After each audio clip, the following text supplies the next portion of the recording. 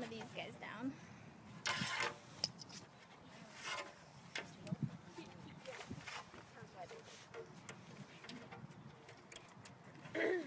Okay, so last week I had my L2 uniform. This week I am out of uniform, so I apologize for that. Just a little back. And for those of you who don't know, we're talking about LGBT issues today. You explain what that is? Yes, we're getting there. So yeah. So today we're talking about issues having to do with the lesbian, gay, bisexual, transgender, and everything else under this very wide umbrella. We're not talking, to be clear, about the morality of these issues or about who's right or who's wrong. Today is really about understanding a perspective that's maybe different from the one most of us grew up with, particularly in the church, but even outside of it. There's been huge changes in the past several years, so we're going to be talking a little bit about that.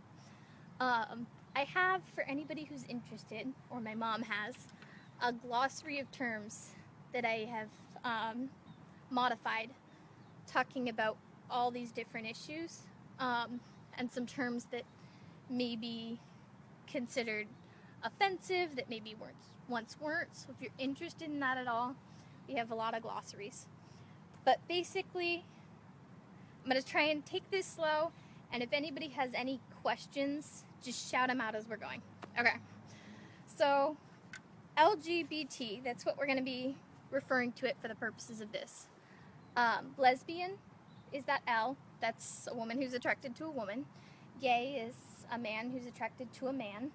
Bisexual is somebody who's attracted to people of both genders. Transgender is somebody who was born one sex and identifies as a different sex. So one way we can start kind of thinking about this issue is this handy little graphic.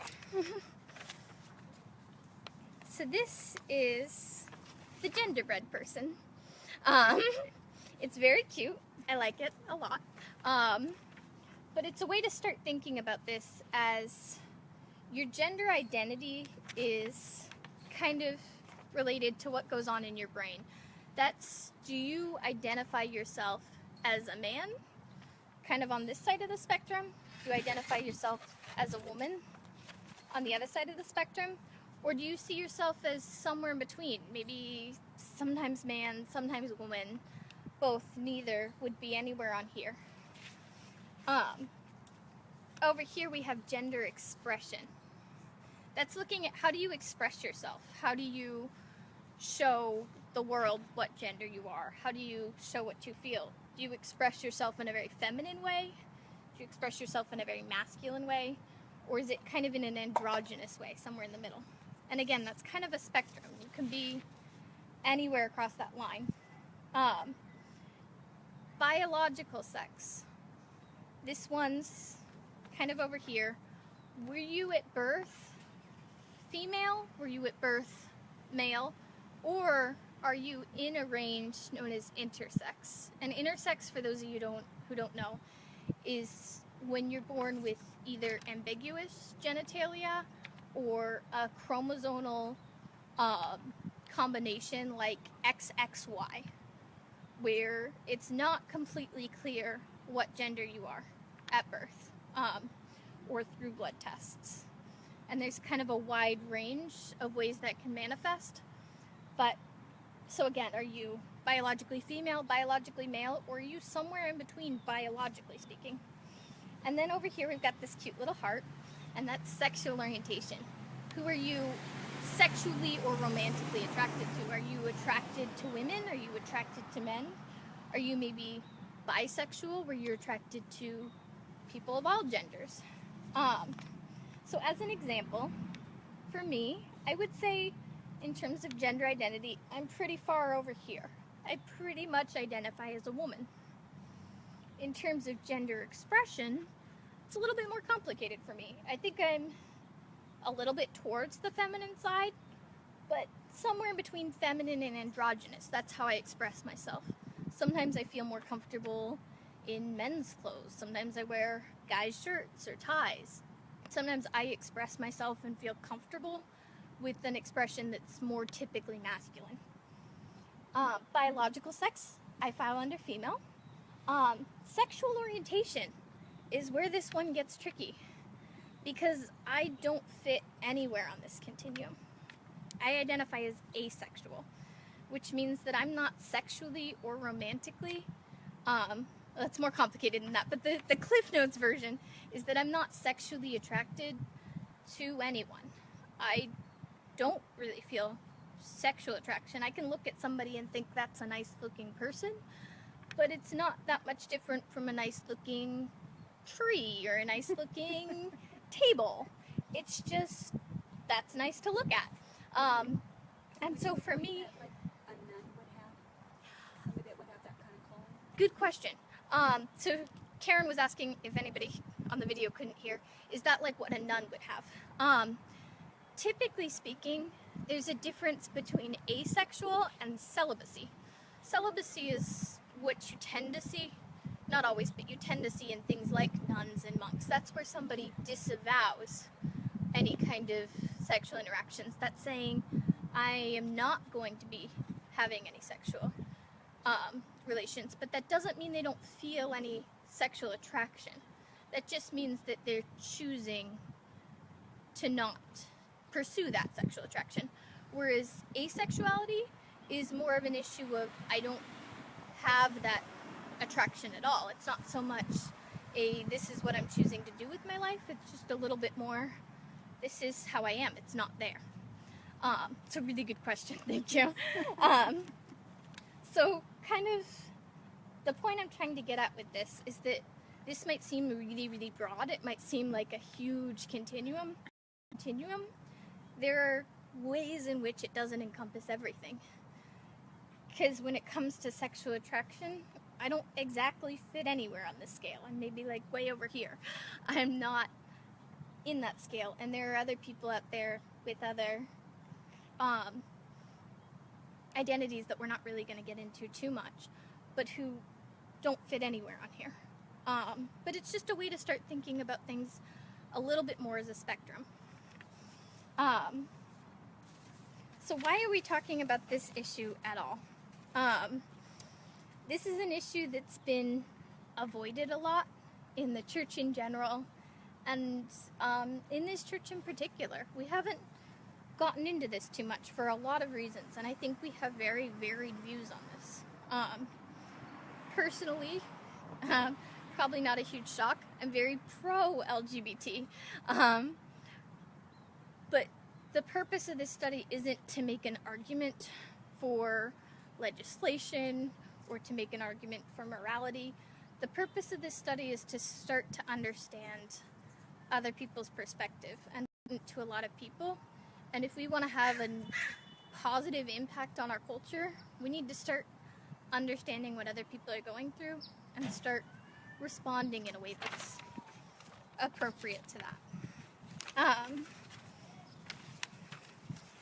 So, a little bit of a timeline on LGBT issues. I promised my mother I would keep this short because nobody wants to hear about this for as long as I want to talk about this, I can guarantee you. So I tried to lower it down to just things in my many-page timeline that relate to presidents in the United States regarding LGBT issues.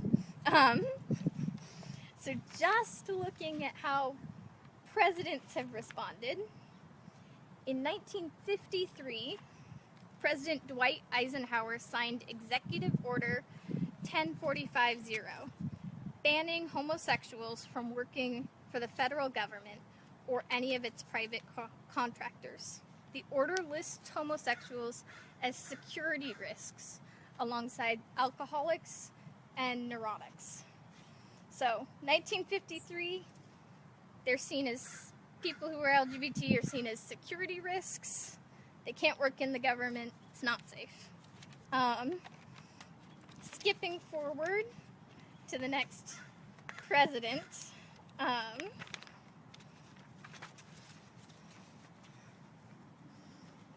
think the next one we have on here is Bush Sr.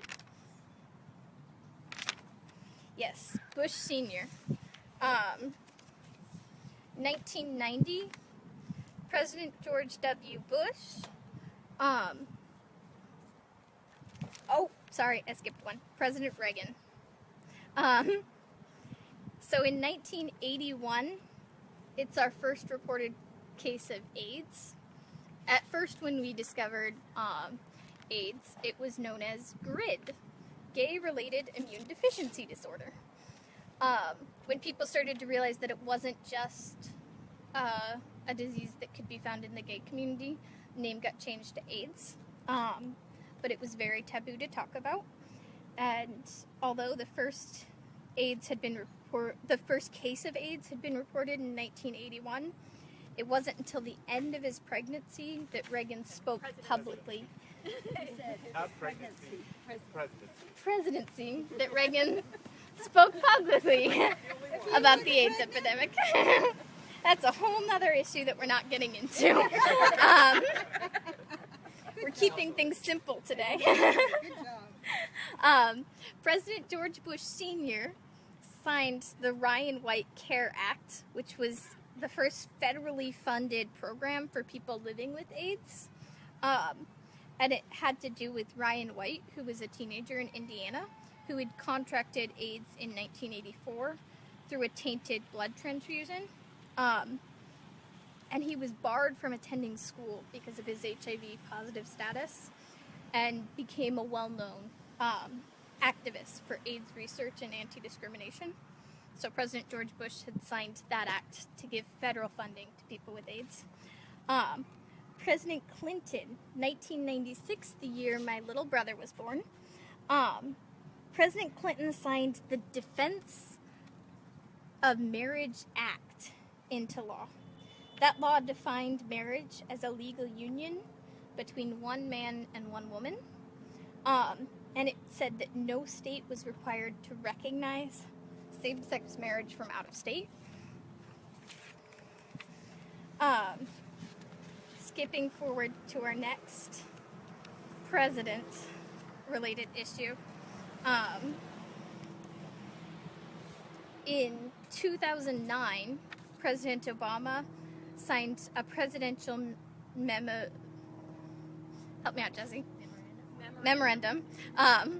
that allowed same-sex partners of federal employees to receive certain benefits, but not full health coverage.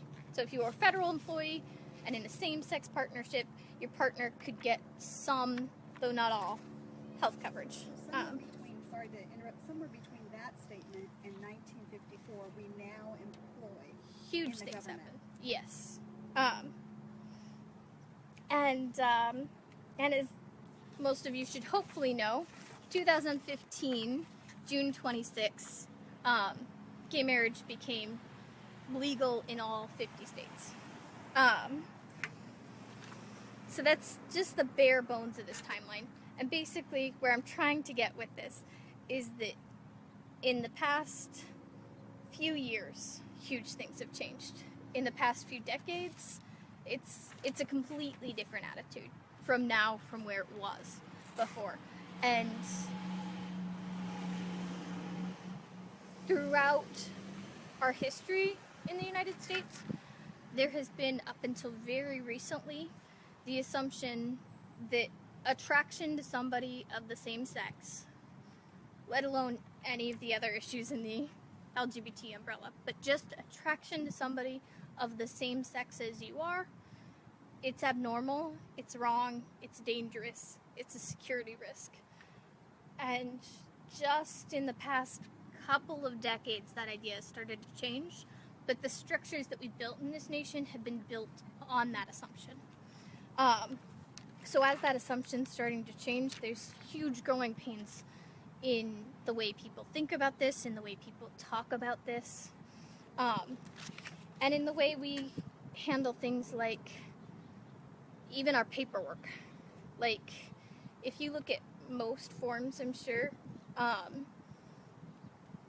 dealing with your children. You're going to have maybe a spot for mom's signature and a spot for dad's signature. You're going to have, as you're filling out birth certificates, are you male or are you female? We don't have much room in the way we think about things for people who don't fall into our strict categories. We don't have much room in the way we think, for instance, for people who are intersex, who have been born with some ambiguous biological qualities when it comes to gender. And we certainly don't have room in the way we think about things at like a paperwork level for people who are transgender, who maybe were born as one gender and identify as another. We don't have room in the way we think about things for families, for parents, where both parents are one gender. So what I'm trying to get at is that there are long-lasting effects from decades ago, from much less longer ago, in the way that we've conceived our structures in this nation.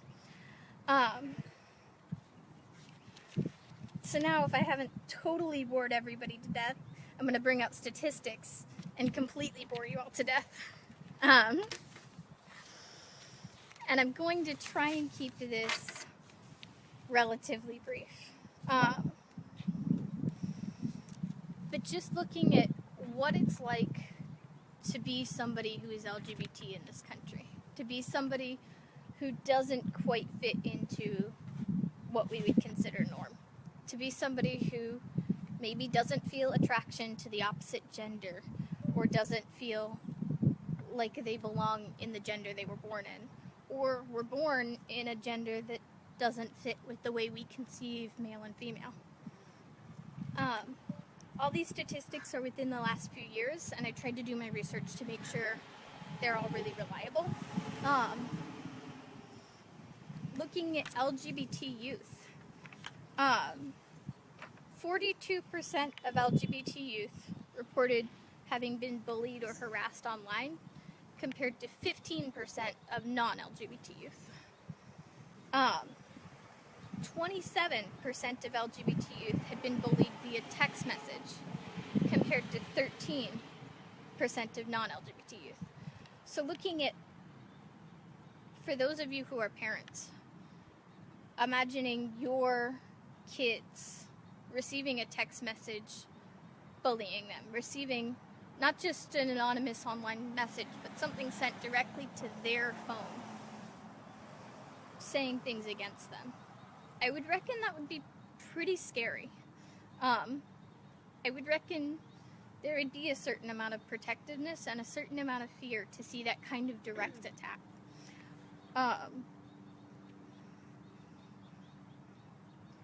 27% of LGBT youth said they didn't feel safe online. 30% said that they didn't feel safe at school.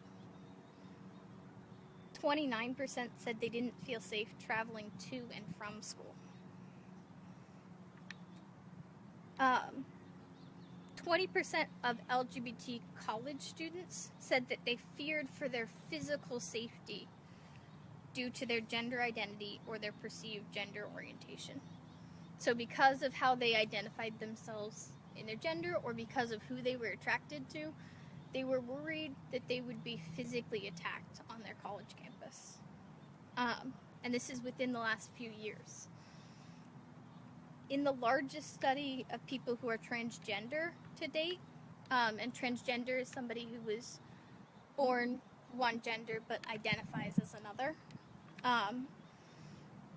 transgender and people who don't quite conform to either gender, people reported being fired due to bias for them being transgender, 26%. So 26% of people who are transgendered, about 1 in 4, reported at some point being fired for how they identified.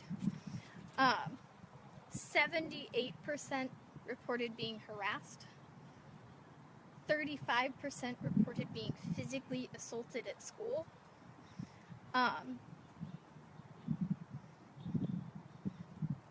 And in general, people who are transgendered attempted or suffered double the amount of unemployment as people who were not. LGBT youth are 2 times as likely as their peers to say they've been physically assaulted, kicked, or shoved at school. 26% of LGBT youth say that their biggest problem is not feeling accepted by their family, trouble at school, bullying, and a fear of being out.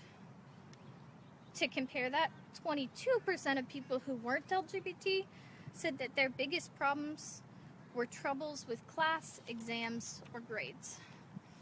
So while your children who are not LGBT are worried about getting good grades in school and doing well in class and doing their exams, roughly the same percent of kids who are LGBT were worried about being rejected by their family, were worried about being bullied, harassed, or physically hurt.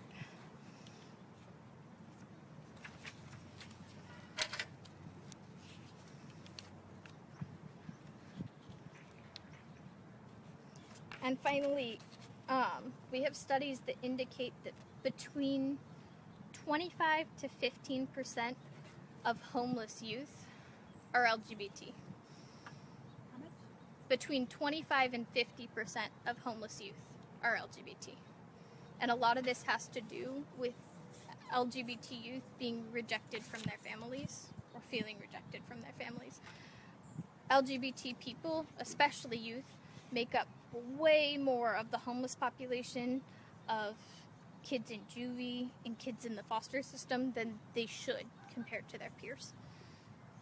So what we're talking about here is a huge disenfranchisement of this community.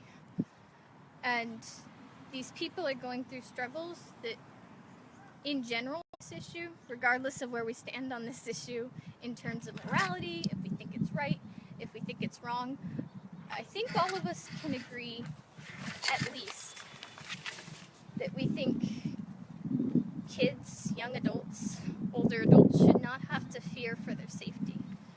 I don't think we want to live in a country where people who are LGBT are worried about being safe, are worried about having a place to sleep, are worried about being harassed or sexually assaulted.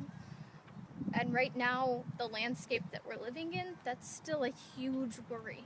Even, these are in the last few years. This isn't decades ago. This is recent.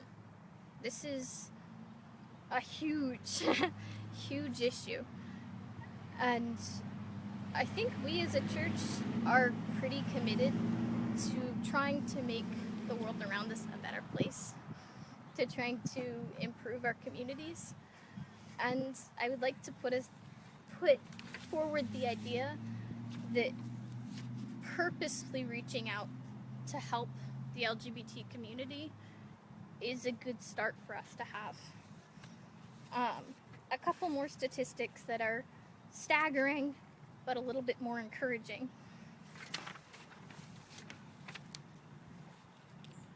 13.4% of LGBT students who experience frequent verbal harassment don't plan to attend college after high school. But only 6.7% don't intend to go to college if they experience less frequent or rare verbal harassment. So,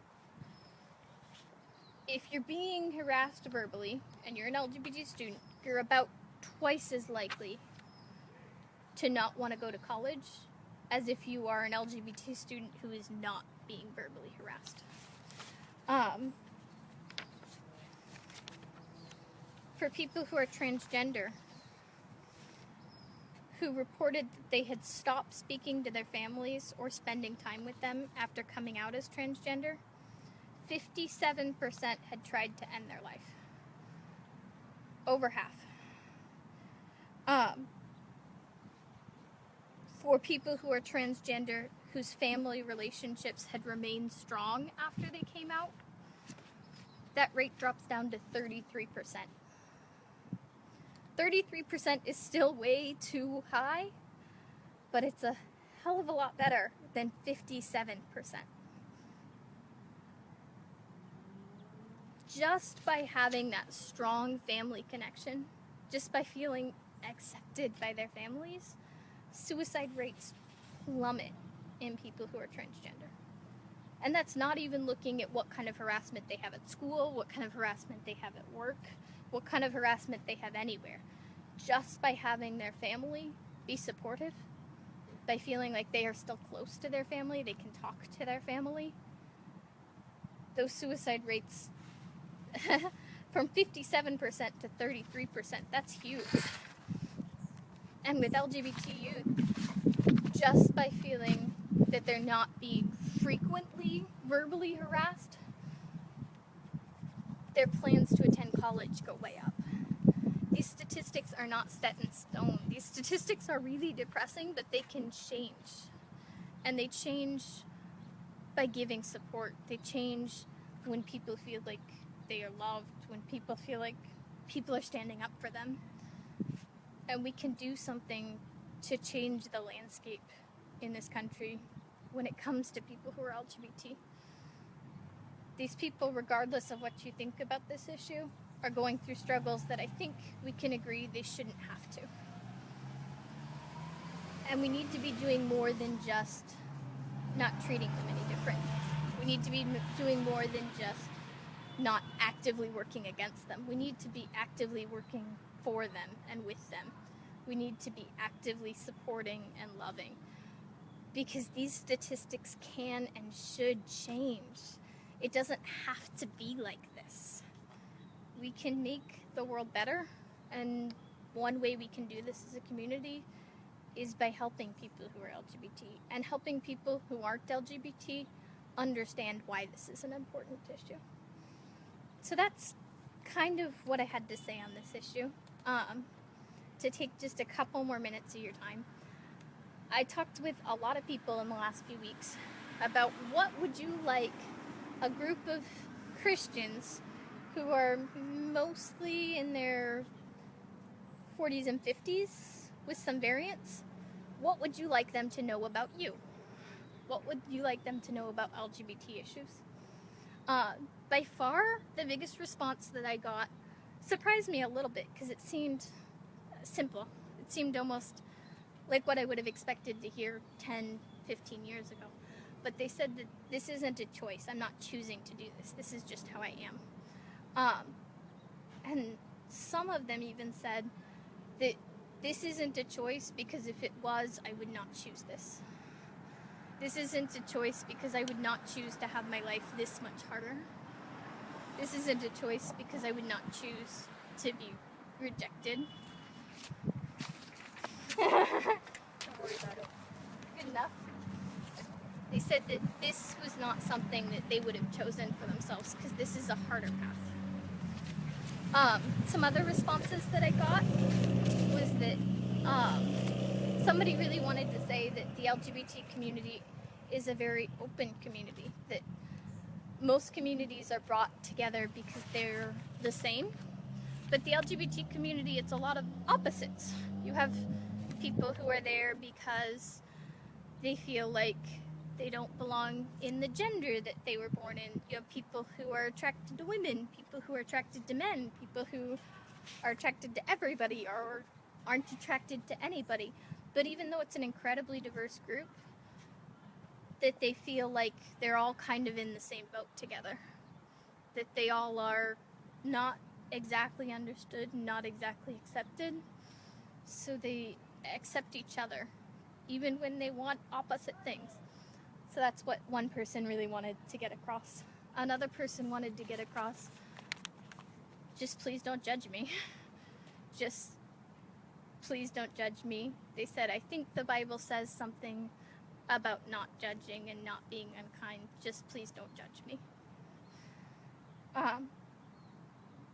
But by far the biggest thing that I saw was just this idea that we're not out to hurt anybody. We're just trying to live, love, and learn like everybody else. Just please accept us. So those are kind of my thoughts on this issue. if you have any questions, I would love to answer them. I would love to talk about this for the next 6 years. I would love to talk about this forever, but I'll take any questions you guys might have. And if you want a glossary of some of these terms, we've got several copies. Thank you guys so much.